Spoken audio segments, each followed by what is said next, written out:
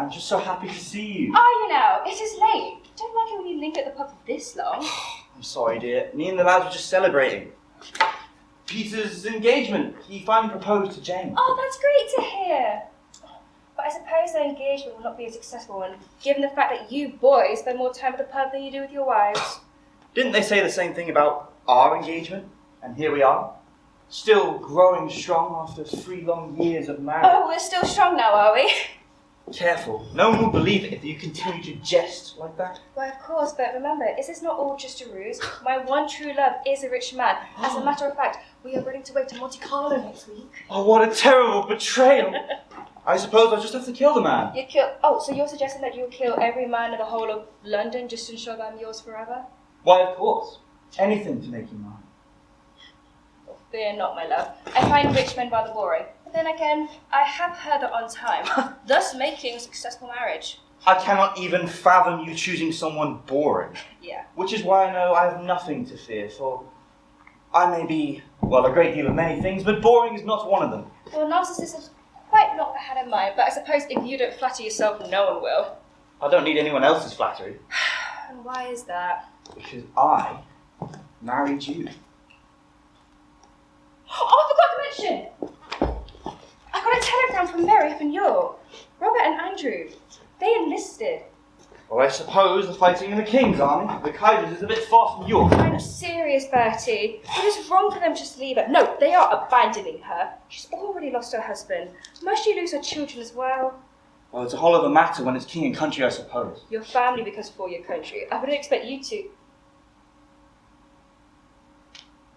No. Anne. Absolutely not. Anne, No, please. No, don't you dare. You promised me. You promised me you wouldn't do it. No, please Listen don't. to me. I have to do this. Please. I have to go. Everyone is going. I can't just wait around for some wench to hand me a white No, you'll feather. never be a coward in my eyes, so please, I beg you, stay. I'll come back. Stay. I always come back. I can't lose you. It's going to be all right. Everything's going to be all right.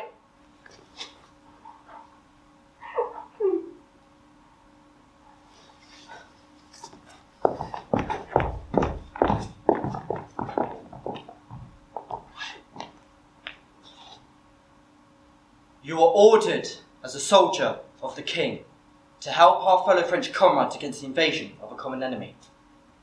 You will subsequently have to perform a task that will need your courage, your energy, and utmost patience. Remember that honour of the British Army depends on your individual conduct. It is your duty not only to set an example of discipline and perfect steadiness under fire, but to maintain the friendliest relations with those whom you are helping in the struggle. The operations in which you are engaged will, for the main part, take place in a friendly country. You can do your country no better service than to show yourself in France and Belgium in the true character of a British soldier. Be invariably courteous and kind. Do not do anything that is likely to injure or destroy property, and to always look upon looting as an ignominious act, for you are sure to be welcomed and to be trusted. Your conduct must justify that welcome and that trust. Your duty cannot be done unless your health is sound. So you must keep constantly on your guard against any excesses. In this new experience, you may find temptations in debauchery. You must entirely resist those temptations. And while treating all women with perfect courtesy, you should avoid any intimacy. Do your duty bravely. Fear God, and above all else, honour the king!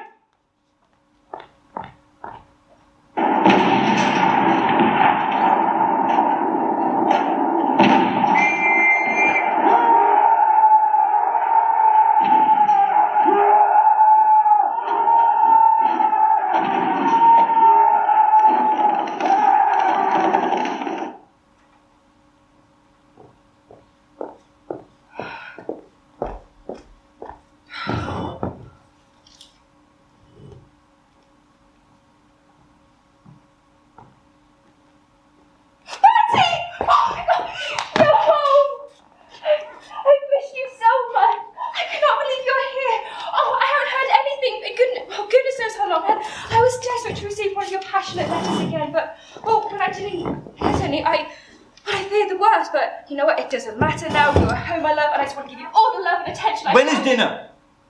Oh, sorry, my love. I didn't have anything prepared. I mean, I didn't know that you'll be back. I didn't know anything. With rationing, of course, lately. Rationing? Really? Yes, there are rules that we have to follow in terms of getting access to the food. And there's been, blackouts, I've got hours of work, many deals of hardship that we've had to You endure. talk of hardship. How can you have any bloody idea what that means? No, I'm not at all comparing it to your hands. Tea! I can make us some tea. Mary and the boys are safe. Last that I heard. And Jane, she had a baby boy. He looks just like Peter. Did you hear about Peter? I'm so sorry, my love. I know he was your friend. Did Jane write to you? Then how would you... You were with him. It took us days to wash him out. There was nothing left by the end. Not even for the rats. Have you got anything stronger than tea? Yes, there's some gin Black Christmas my sister visited us. Here.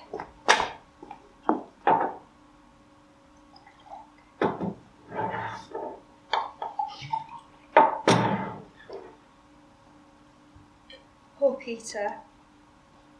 Why? He was one of the lucky ones.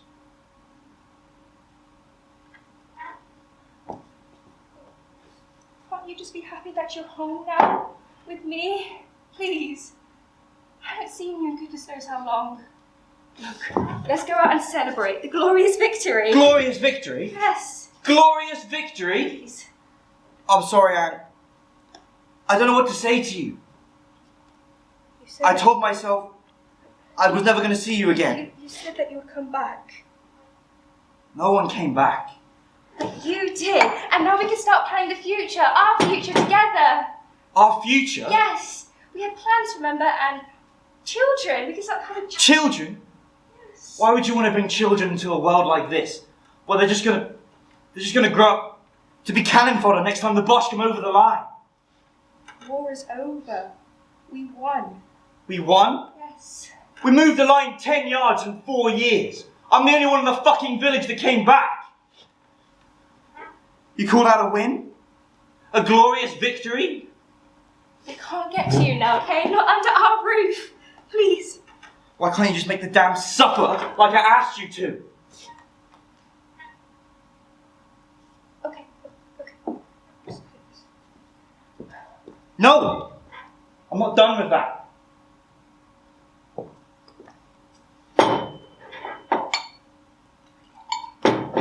I'll be right back.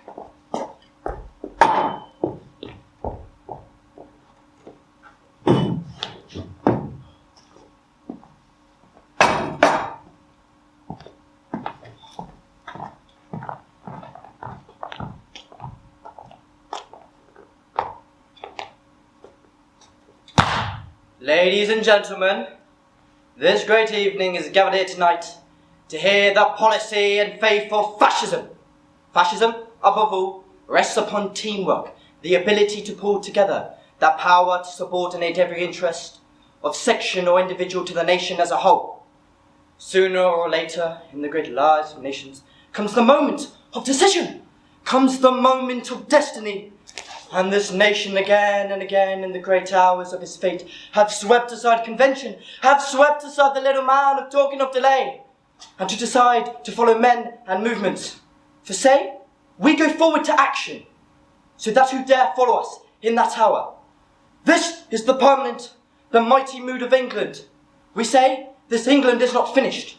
We say, that England is not dead. We say, and we ask you to say it with us, lift up your voices in this great meeting in the heart of England. Send to everyone, to all the world, a message. England, live and march it on!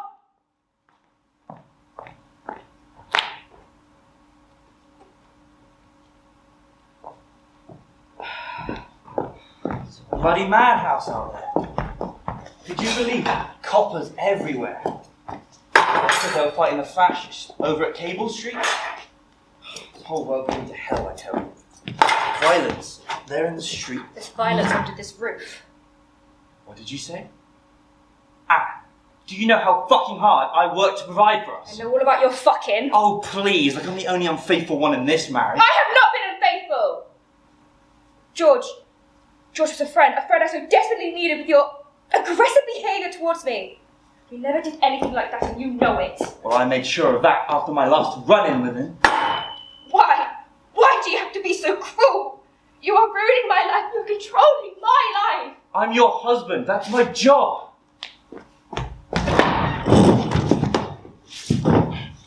Your job is to handle money, but you can't even do that without an outburst of rage. Maybe if I came home to some bloody gratitude, I was a good soldier. And I am a fucking good worker. But not a good husband! Point proven. Damn you! You're so ungrateful! Maybe I should kick you out. Okay. Like a dog in the street. You say I'm cruel, but you have no idea what cruelty is. Do you know what they're doing to people like us in Germany now? Maybe I should just kick you out. Let all the men have their way with you. You should consider yourself lucky to be here. You didn't used to be this way. The bloody hell are you on about? You used to protect me from my biggest fears. But now my biggest fear is you. Don't be so dramatic. I take good care of you. You hurt me. Every day. You spend all our money on alcohol. You stumble in drunk, aggressive, dangerous, blabbering on about how much you tried to spend, how much you've drunk, what vodka goes, what girl you're fucked! You think you can judge me? You think you know who I really am? The people I killed. The things I've had to do. So don't test me.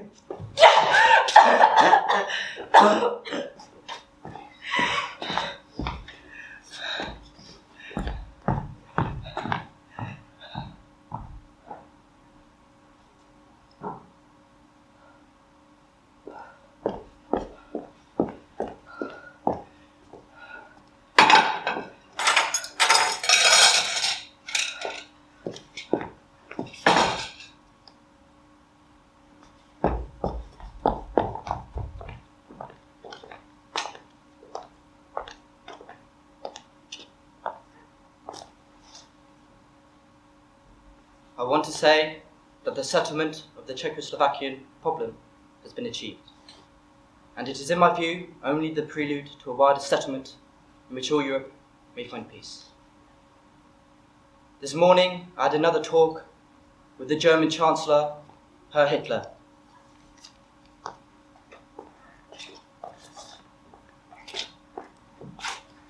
Here is the paper that bears his name upon it, as well as mine. The German Führer and Chancellor and the British Prime Minister had a further meeting today and are agreed in organising, and the question of Anglo-German relations is of the utmost and first importance for the two countries and for Europe. We regard this agreement and the Anglo-German naval agreement as symbolic, as for the desire of our two countries to never to go to war with one another ever again. We are determined to continue our effort to remove possible sources of difference and thus to contribute our cause for Europe. Reverentially, we want God with us. And then, in the final hour, we shall prevail.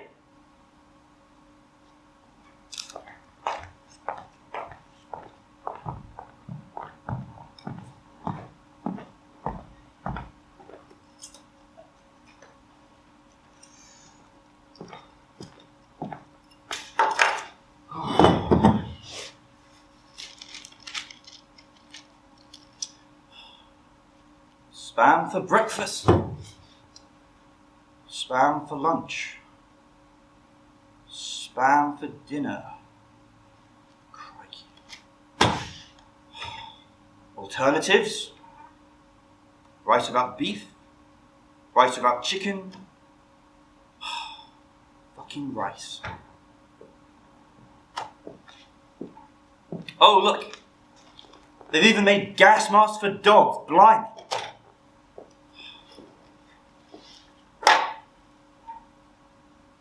Bertie, can I talk to you? Bertie, What? I'm leaving. Oh, yes, of course. I'll be out just before curfew, No. so... I'm leaving. Some might say, and by some, probably you, would say that I'm too old to do what I'm about to do. But it was thought after careful consideration, and well, it's been decided that I'm going to join, or rather that I already have joined the Women's Naval Service. What are you planning to do? Poison the Fuhrer with your god-awful stew? I have to do my part for my country. I am now a Wren. You're joking. You cannot be serious. I'm very serious, Albert. You I'm can't. staying here. You're married to me. You're my wife. The man I married left me in 1914, and he hasn't returned home. So you lied. When we said we'd always be together. It's not fair. I wonder which one of us is more dishonest. Perhaps I should just hand back all the ration coupons? Please do not make this any harder than it has to be. Oh, we're well past that. You're just going to abandon me? Like I'm some helpless I dog? cared! I cared, and I tried for 30 years of my life! I tried to save you, but you were a man that couldn't be saved! I allow you to beat me, strangle me, betray me every single day and every single night. Because I wanted you. The man I fell in love with all those years ago, but I now know that he is no longer there. But I stayed because I wanted a husband, a family, and children. But you took that all from me, so please, don't take any more. I was that man. Was! You don't get to do this. Compared to the things that you have done to me. That was nothing, Anne. I almost died. I wish you did die!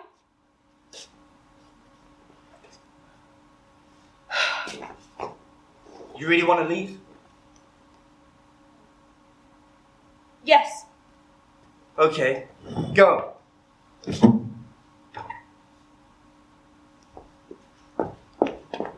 Wait! Anne! I hope you... Goodbye, Albert.